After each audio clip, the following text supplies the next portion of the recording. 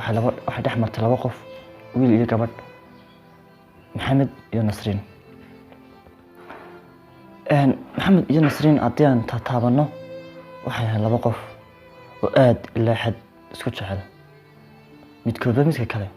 uu aad u xiiseeyo ama aad u jecel yahay haddii ay wax walba dhacaana inaan lasoo kala dhex mari karin ayaan hubaa anigu sayla tahay wax walba hadday dhacaan hadduu nacab walba isugu imaado hadduu qof walba israasi u kala dil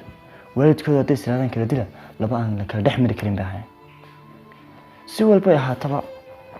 maxamed iyo nasriin waxay kasoo wada bilaabeen heerkooda jacayl form 4 bay kasoo wada bilaabeen imtixaankii form 4 iska barteen imtixaankii form 4 ay iska barteen way soo wadeen heer jaamacadeed bay la soo gaareen waxay soo wadaan jaamacadda sanadkii saddexaad markay marayaan waana isku jaamacad bay galeen heer ay gaadheen oo si aan u kala fogaan isku jaamacad bay xitaa galeen waxay sidaa ahaadaanba waxa ay dhacday in dadkii isku bartaan asxaabtii jaamacadda hadday noqoto asxaabtii xaafadaha hadday noqoto asxaab walba ninkana asxaab lahaa maxamed iyadana asxaab lahaa waxaa dhacday inay isku bartaan iska dhaaf asxaab iska dhaaf dad kaloo qalaad ehelkooda laba xaafadood ehelkoodu way isku barteen maxamedna xaafadooda way taqaanay nasriinna xaafadooda way taqaanay maxamed waayahay waxa saa lahaadaba oo in saa la isku jeclaado saa la isku xiiseeyo waxa dhacday inay adigu dee heer uu jacaylkooda ku sii adkaanayo waxa dhacday inay xataa iyagoo imika jaamacaddooda joogay imika is hor fadhiyey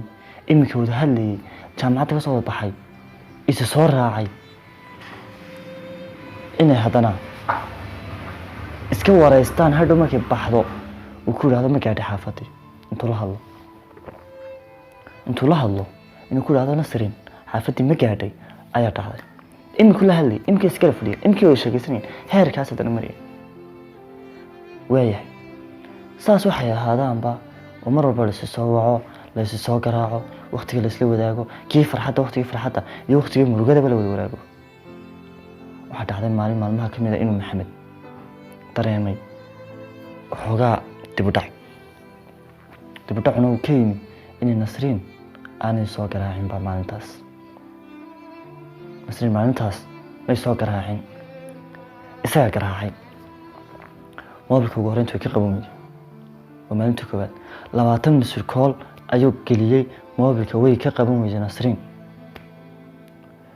saa wuxuu ahaadaba maalin labaad uu ku celiyey lambarkeedu uu xidhan yahay lambarkii nasriin uu xidhan yahay waayahay maxamed xaggan uu ka warwarsan wuxuu leeyahay nasriin xanuun baa helay jaamacaddii ma imanayso way joojisay jaamacaddii nasriin xanuun baa helay nasriin wax kalaa ku dhacay nasriin xaafadda is qabsadeen maxamed wuxuu samaynayaa qeyd uu nasriin ku odhan karo nasriin khalad kuma samayn karo ma dhici karto khalad inay samaysee sidaa qeyl u dayaya qeyl buu u samaynayaa maxamed wuxuu si ahaadaba maxamed maalin saddexaadii u garaacay uu xidhan yahay lambarkii xaasha lambar la furayo uma eeka lambarkani uu xidhan waayahay maalin afraadii maxamed wuxuu damcay inuu ka baxo guriga dhaqaaq buu yidhi xaafadda tag oo xaafaddeedu bal soo eeg waayahay maxamed uu baxay intaanu xaafadda tegin suuquu baxay soo adeega buu islahaa waxoogaas ka soo iibso alaabuu u baahnaa maxamed suuquu baxay suuqa waddadiisa ayaa waxay ku kulmeen